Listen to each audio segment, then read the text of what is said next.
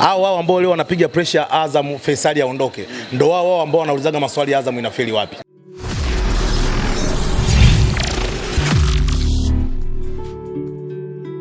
Bana mtazamaji wa Scope Media, tuko na mwenezi shabiki wa Azam FC.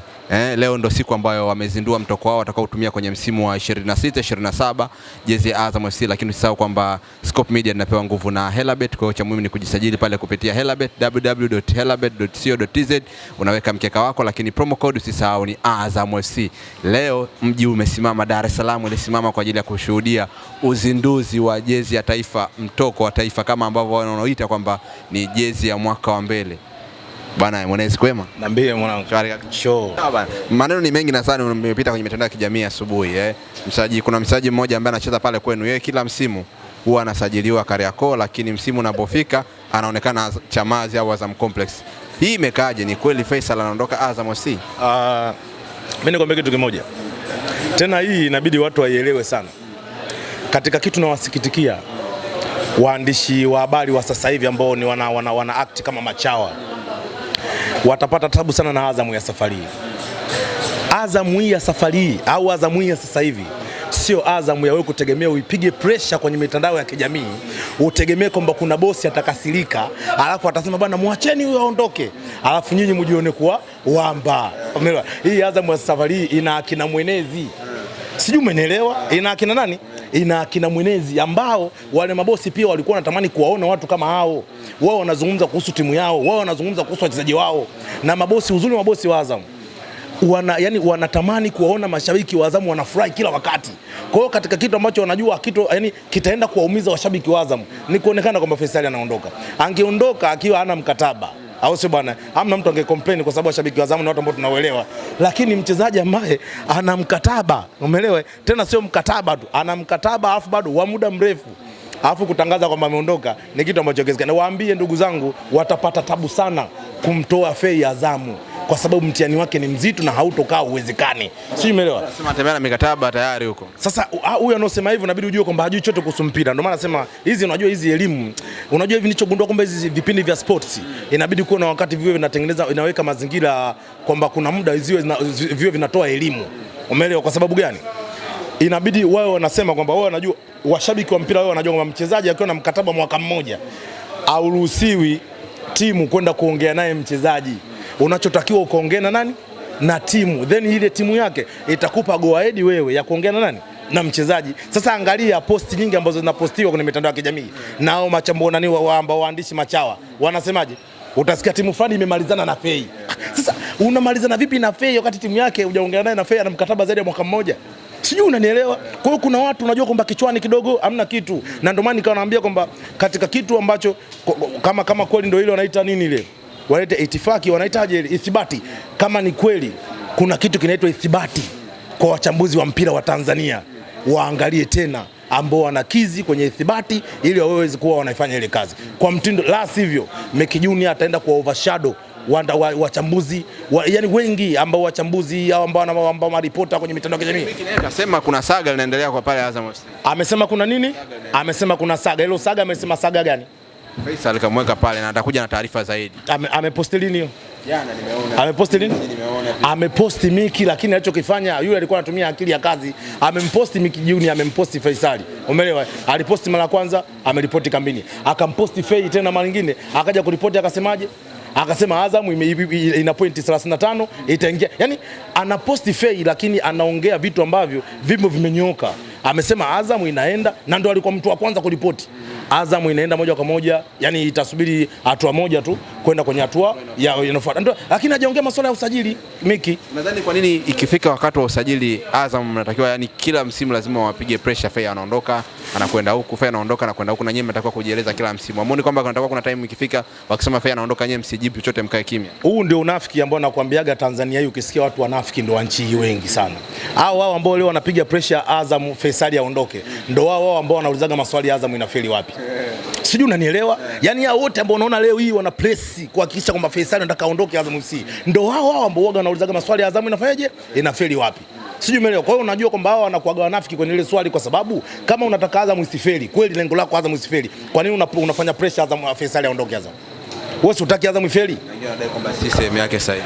Sasa angalia jamani, Azam inakosa hivi mchezaji gani nchi ambaye sio sehemu yake sahihi kucheza kama sio Azam FC? Maisha ambayo anapata Azam FC Faisal angeyapata wapi? Namba ambazo Azam FC anazipata Faisal angezipata timu gani? Amecheza timu ngapi Tanzania? Amewahi kuwa na kiwango cha namba kama alizokuwa nazo Azam FC? Kwa hiyo unajua kwamba kuna mijitu ambayo ipo yenyewe. Ikipewa senti 200 tu maskini mgoya, piga hii pressure hii. Waambie hivi mabosi wa Azam FC sasa hivi wanasikiliza mashabiki wao wanataka kitu gani. Tukutane msimu ujao. Fei yupo na ataendelea kubaki sana Azam FC. Wanakula ugali kwa picha ya samaki. Wanakula ugali kwa picha ya samaki. Au mnamiliki mchezaji wa timu nyingine? Wala kila msimu tunasikia bana huyu ameenda huko yuko pale. Ndio maana nikakwambia hivyo ni vitu ambavyo tumeshavizoea.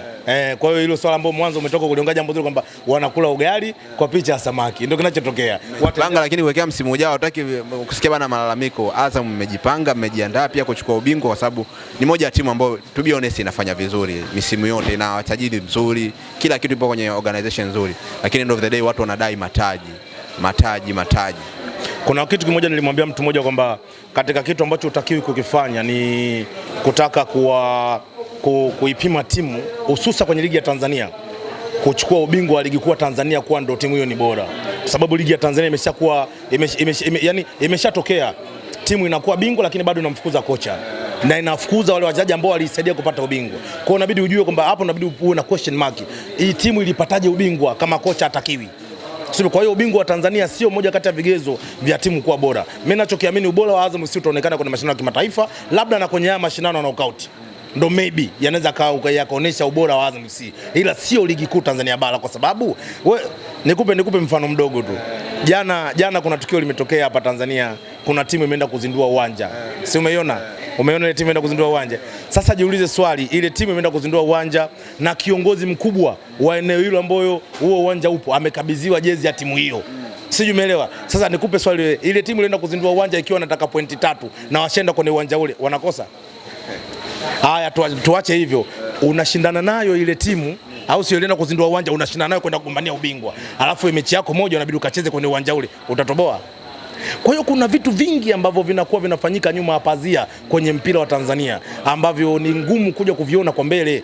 Umeona? Kwa hiyo ukiwa mtu ambaye unawaza ndani zaidi kuchimba, kuna vitu unavipata, unajua kwamba kumbe hapa kuna itirafu ya hii na hii na hii na hii. Kwa hiyo ndugu yangu, ubingwa wa Tanzania sio kipimo cha ukweli cha timu kuwa bora.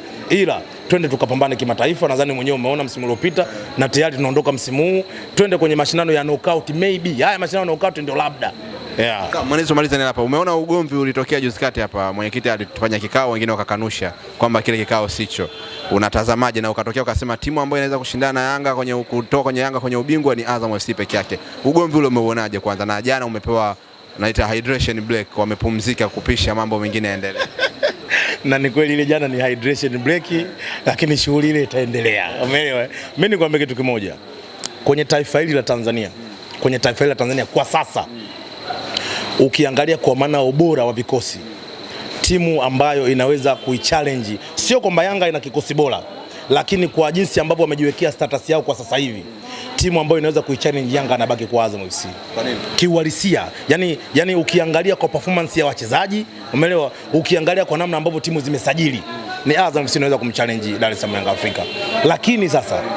Lakini sasa hapa nazungumzia kitu fulani ambacho naita siasa ya mpira wa Tanzania. Ninapozungumzia siasa ya mpira wa Tanzania namaanisha ile kwamba timu inaamua tu kusema hatuchezi. Sijui umeelewa? Au unapozungumzia siasa namaanisha kwamba ile siasa timu inaamua tu kusema masaa 8 kabla ya mechi kwamba refa huyo hatumtaki na refa ana mpango wao. Na mnaenda kucheza naye kwenye finali. Yaani tukuta Siayo Pemba. Yaani kupa mifano ambayo ujue siasa ya mpira wa Bongo ilivyokuwa. Kwa hiyo kwa siasa za mpira wa Tanzania wanataka kutengeneza kwamba mazingira huyu Yanga ambaye ni bingwa mtetezi, kuna mtu anataka amchallenge ambaye sio Azam FC. Sijui umeelewa? Lakini kukutumia mtu huyo kutaka amchallenge Yanga atachukua ubingwa mara 10 nchi. Ila kitumia Azam wafungue, sio Azam sio waitumie, waache fair competition, waone kinachokuja kutokea kwa Azam FC. Ule ugomvi huo umesababishwa nini? Ule ugomvi kuna mmoja apeche ya lolo hana kitu mfukoni vumbi. Umeelewa? Ndio shida iko pale. Na huyo sasa ambaye mfukoni vumbi ndio mwenye haki. Sasa ukiwa una haki na mfukoni una kitu, yanakukuta leo mkuta ndugu yangu, mtu akilwa mwenzangu yule bwana. Ndio mwenzako kabisa. Bana, mmezindua leo mtoko jezi yenu ya 26 27. Sofa kwanza unaizungumzia jezi? Kama unavyoiona, unajua uzuri kwamba hii jezi ni mzuri, na uzuri hii jezi haina rangi nyingi. ni zile jezi ambazo unajua hata kama ukisema unataka kumechisha, hii jezi automatic ukichukua tu unajua kwamba umechisha na nguo za mtindo gani. Sio unakuwa na jezi na kuwa na rangi nyingi, nguo ya kumechisha hujui, uvalie kiatu gani hujui, uvalie suruali gani haujui. Lakini vile vile ni katika nguo ambazo zinawapa tabu hata vinyonga, unaweza kumuua kinyonga anataka kubadilisha kila aina ya rangi akutana nayo ajui sasa hapa ili nijifiche kwenye rangi yake najificha kwenye rangi gani, rangi zote unazo wewe. Kwa hiyo hii ni jezi ambayo ndio maana tukaita kwamba ni mtoko wa mwaka wa mbele. Ni jezi ambayo inakufanya na kuwa comfortable, jezi kali kwa lugha nyepesi. Kiukweli hapa mabosi wetu, shout out sana kwao, salute sana kwao. Kwa hiyo tunashukuru sana bwana, jezi ni kali. Una vibe sana. Jezi ni kali. Jezi ni kali. Wewe ni shabiki wa Azam FC. Kuna maneno gani yameonekana mtaani? Wewe mwenyewe nasikia zao unayasikia kwamba Azam bana wakizurura jezi wale wanagaiwa bure. Unawaambia nini watu kama? Mimi ninachoweza kukuambia ni kwamba kwanza nashukuru Mungu kwanza, hata wewe kwanza mwenyewe ulikuwepo wakati tunazindua jezi.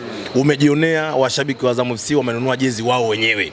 Hakuna mtu ambaye amepewa jezi hamna mtu ambaye amepewa jezi bure. Kwa hiyo hizo zinabaki kuwa ni notion ambazo tumezizoea, watu wanaziongea kila siku, lakini tunajua watatuzoea hata ni kadri miaka inavyozidi kusonga mbele. Yaani watazoea tu.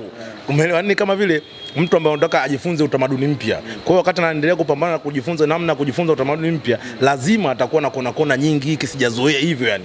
Kwa hivyo ndio vitu ambavyo tunajua Tanzania vilikuwa vijazoeleka, lakini tunajua watavizoea na watajua tu nini maana ya Azam FC. Jezi msimu huu itaondoka na ubingwa hii? Maana msimu uliokwisha umetoka patupo. Hii jezi na kuhakikishia jezi hii lazima inanyanyua kombe. Kombe gani? Lazima inanyanyua kombe. Katika makombe ambayo tunashiriki msimu huu, jezi lazima inyanyue kombe na lazima itavuka group stage kwenye CAF Confederation. Yes. Kwa sababu mpaka sasa hivi tunajua tunamsubiri mtu mmoja tu sisi. Hatuna mambo ya preliminary. Sasa hatuna mambo ya preliminary ndugu yangu. Sisi tushakuwa wakubwa, ndevu ishakuwa nyingi, maginda, yani tushakuwa ni watu fulani ambao ni untouchable kwa lugha nyepesi. Umeelewa? Tunamsubiri mtu mmoja akija, na uzuri huo mtu mmoja mwenyewe sasa. Mechi ya kwanza tunaanzia kwake, mechi ya pili tunamalizia kwetu. Kwa hiyo lazima ataondoka mtu. Sijui kwa hiyo msimu huu bwana, msimu wa neema al-Maula kwa lugha nyepesi. Shirikisho yuko Ahali. Shirikisho yuko Ahali huko unajua. Ahali. Yupo wapi? Shirikisho. Yeye anaanzia kwenye hatua gani? Naanza naye juu mwenyewe. Ndio nilitaka mimi. Yaani sisi wote tunaanzia wapi? Tunatoka pale yani tunamsubiria mmoja, wakishapasuana ndio tunaenda kwa group stage au sio? Hata Ahli anasubiri kama sisi.